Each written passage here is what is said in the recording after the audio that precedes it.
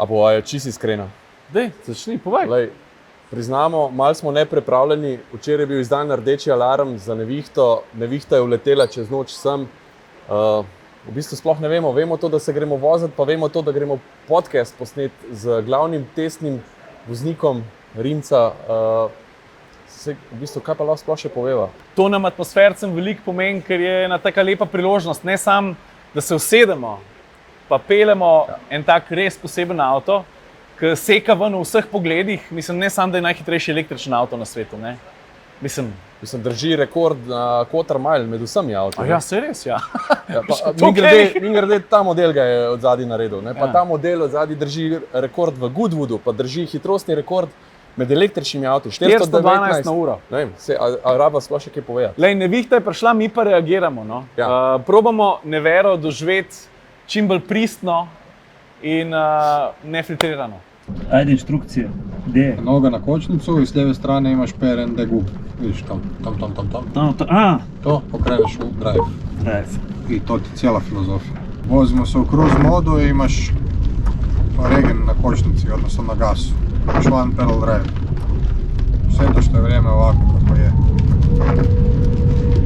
Mislim, za mene sunce sije, znaš.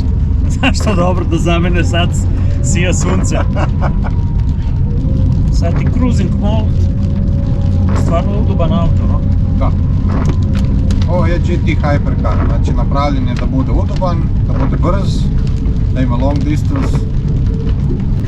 A da te pitam ovako iskreno, da bi bili na otvorenom putu, šta bi se desilo da bi ja pohodio ono momački? Jer bi imao probleme? Ne bi, zato što je i traction control i torque vectoring i sustav dinamičke stabilnosti je napravljen tako da je auto jako blag u cruise i sport modu, naravno. U track modu se već to malo otvara, već ti malo više pušta slobode, a drift mod tu već trebaš znati što radiš. No. Drift mod je samo zadnji pogon, bez traction kontrola, bez kontrole proklizavanja, sve je isključivano i kontrola dinamičke stabilnosti. Jesi se sa njim u drift modu ikad borio u kiši? Na neki stazi ili negdje? Pa jesam, recimo konkretno na Goodwoodu sam probao i po kiši driftat. Međutim, nije problem voziti drift mod, problem je u tome što ti kad nemaš gripa. Da je ne znam kakav mod, opet će biti problem. I onda je dosta bila promjenjiva podloga, ali je stvar u tome što je s njim jako lako, odnosno sa neverom je lako driftat u nekakvim običnim uvjetima, puno lakše nego s bilo kojim drugim automobilom koji čak ima i diferencijal. Mi nemamo klasični diferencijal od traga, nego imamo, ajmo reći, virtualnu šperu koja nam onda pruža mogućnosti drifta, ali uz to još imamo i dinamičku stabilnost koja povremeno uključuje i prednji pogon za stabilizaciju, odnosno za kontrolu kuta proklizavanja. Jer je zapravo s ovim autom lakše driftat nego sa nekim konvencionalnim pogonom, odnosno sa nekakvim, ajmo reći, uobičajenim autom sa zadnjim pogonom, zato što ti pruža i djelomični safety net u tom driftu.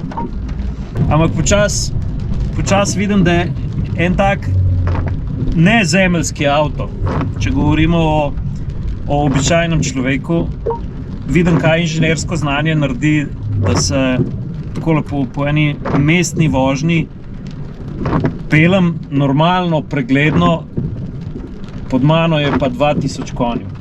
To je 2 megavata moči. To je res impresivno. Radili smo računicu, otprilike 1,6 milijuna inženjerskih sati je prišlo u razvoj auta. 1,6 milijona ur. Niste pa zračunali koliko sanj. To nismo računali, taj dio. Poseben občutek je zato, ker nam je... Ker jaz osebno nisem verjel, da je mogoče kaj takega na tak način narediti. To je najbolj impresivno. Tvoja najljubša cesta v Hrvaški? Pa imam potez koji mi je najdraži. Taj potez je poprilično dugačak, on je od maltene Senja do Paga. To tak reći. To je magistralni pravac koji je jedna od najboljih cesta na svijetu, ja bih rekao.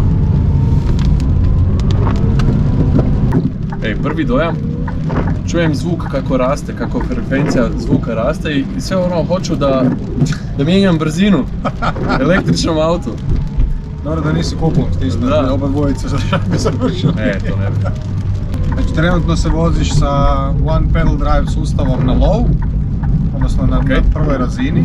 Možemo ga isključiti skroz ili ga možemo pojačati. To znači da kad god pustiš gas, on počne kočiti s elektromotorima i usporava. Dobro. I još jedan dojam, znaš ono, kad sjedneš u neki auto, bilo koji auto, možeš zažmiriti i otprilike znaš po svemu znaš u kojem autu sjediš. Čak i ako je recimo Lamborghini, znaš, osjetiš Audi neka. Da. Ovdje, sve mi je novo. Miris mi je novo. Zato što su ti, to ono što sam prije pričao, nema In-house. takeover parta, svi su Da. in-house. Svi ovi nobovi su napravljeni za taj auto specijalno, znači nisu preuzeti od ničega, IVI i sve. Zvuk mi je prva fascinacija. Ja sam očekivao ono totalnu tišinu, ali kao što si ti rekao u podcastu, ono, tišina nije dobra za svaki auto. Ono, to ja volim usporediti s koncertom, klasične glazbe i rock koncertom. Dakle, kad dođeš na AC/DC, buka je, dernjava je i sve je nešto super ponirano. Dakle, kad dođeš na klasičnu glazbu, to je dalje ono snažan je zvuk, ali su ti načuljena osjetila jer hvataš puno finije stvari. Slično je i ovdje. I onda kad se navikneš da ti čuješ na ovom autu i gumu i sve ostalo, puno bolje to osjetiš. Ti kad sjedneš u auto, ponovo kad sjedneš u nekakav automobil sa normalnim motorom, nije isto, treba ti neko vrijeme da se dobiješ. Šta ovo znači? 10 od 150. 10 od 150. To je automobil broj 10. Znači 9 ste ih razbili na crash testovima, ovaj 10. Razbili smo ih, kako se ne varam, 15 ili 16 na crash Uuu. Da. S tim da je svaki auto na crash testu prolazio više crash testova, nije bio samo jedan. Frontalni radiš zadnji, prije toga radiš bočni, pa popraviš, pa stražnji, pa popraviš, pa dobiješ to neko stvar. Znači svi automobili imaju istu opremu, svi imaju i kamere, i torque vectoring, i drift mod, svi imaju isto. Samo je razlika u trimu, znači hoćeš li stavljati alkantaru ili kožu, hoćeš stavljati grošav u boji, hoćeš stavljati level karbona isto se mijenja, znači koliko hoćeš vidljivog karbona na autu, imamo 3 levela karbona. A imate neke varijante, 3D pokazujete auto u showroomu? Da. Imamo konfigurator koji je valjda jedan od najnaprednijih. Konfigurator je stvarno impresivan. Rekord smo radili na Coupe 2R gumi, znači 20 sola Coupe 2R guma. Čisto zato što je performance tire, a i između ostalog htjeli smo da bude cestom. Nismo radili to na slikovima, nismo radili to sa ne znam kakvim specijalnim pripremama, rekord na ringu je rađen sa Coupe 2R gumom koja je off the shelf tire. To mi je super, to sam tek sad vidim, bijela boja. Nisi naviknut na bijelu boju uopšte u autu. Da. I ovo je bijela boja koja je anodizirana gore, nije farbana. Stavim u Drive D. Noga na kočnicu, s lijeve strane ti je PRND gum. Lijevo. Tu. Kružni Da.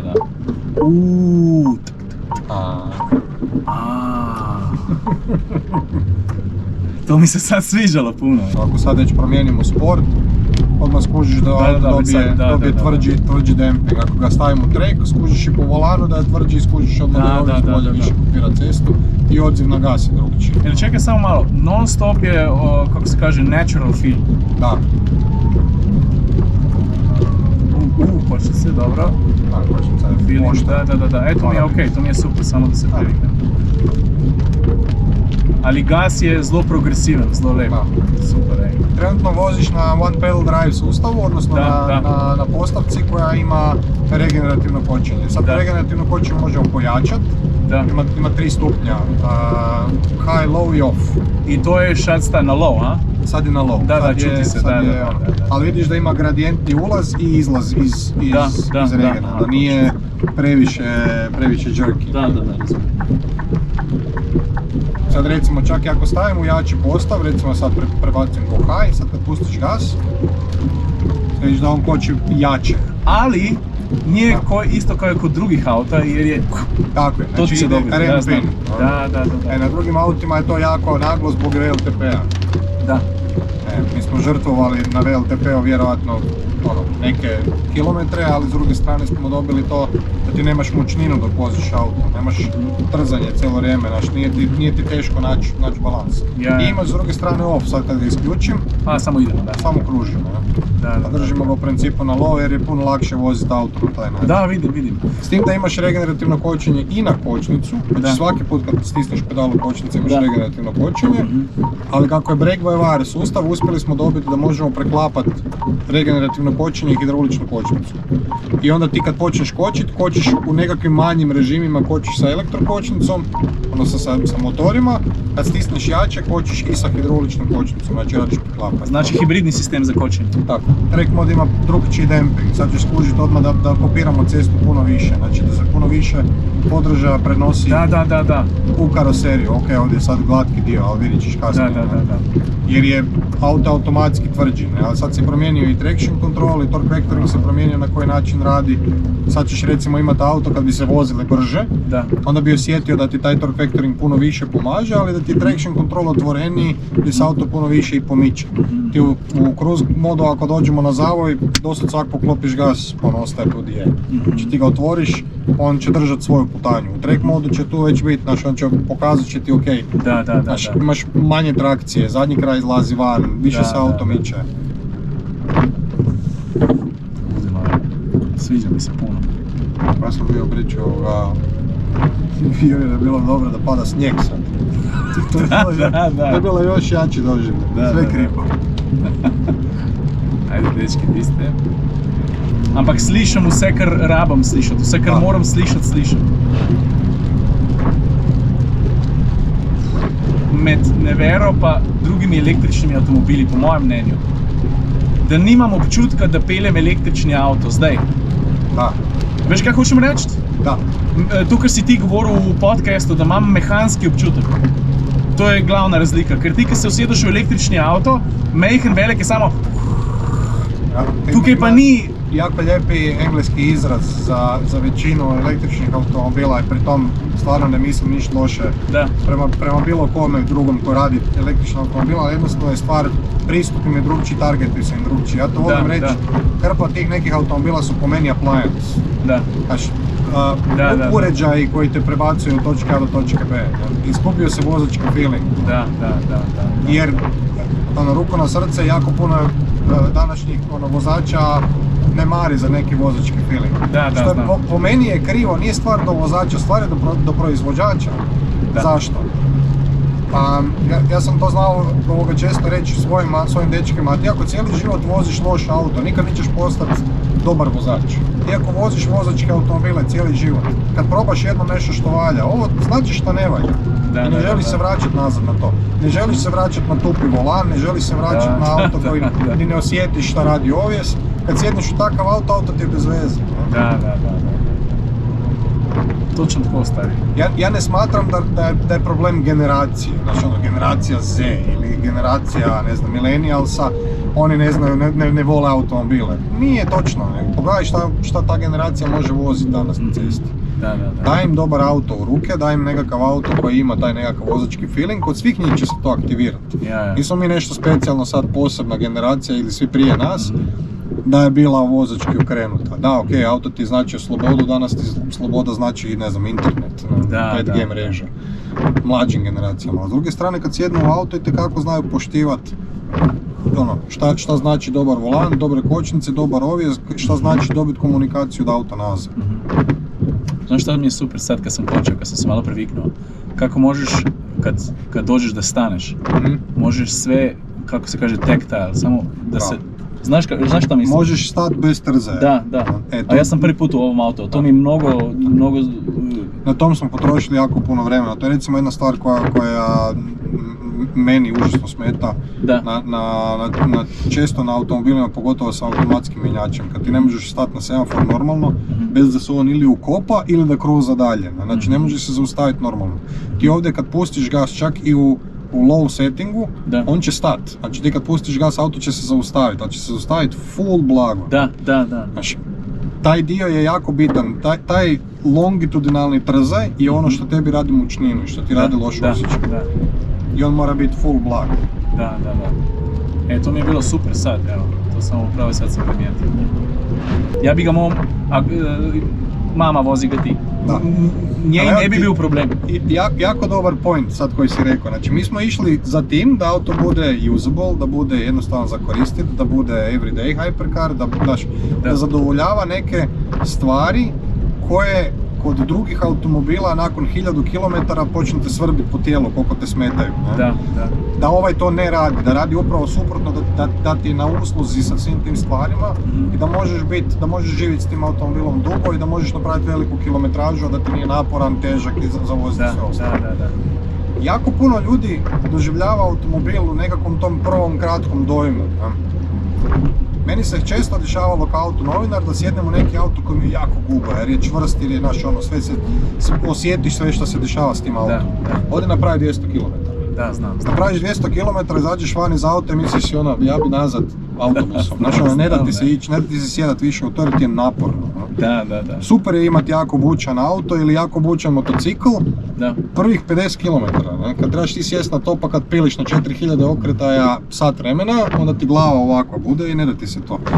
S ovim autom mi smo išli na duži put i sve ostalo, ti izađeš iz auta van, osjećaš se i dalje posebno, i dalje je to poseban osjećaj, i dalje svaki kilometar priča priču svoju, a s druge strane hoćeš još, možeš još, ideš drugi dan dalje, idemo se dalje voziti.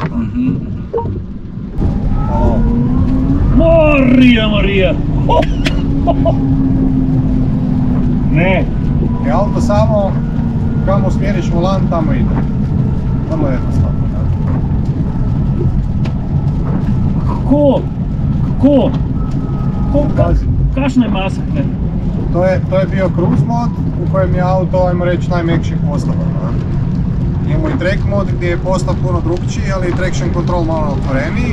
Ti kad sjedneš na gas je isporuka snage još veća, imaš 30% više snage. Samo opet veliko. Nisu idealni baš uvjeti zbog vode. Idealni uvjeti? Da.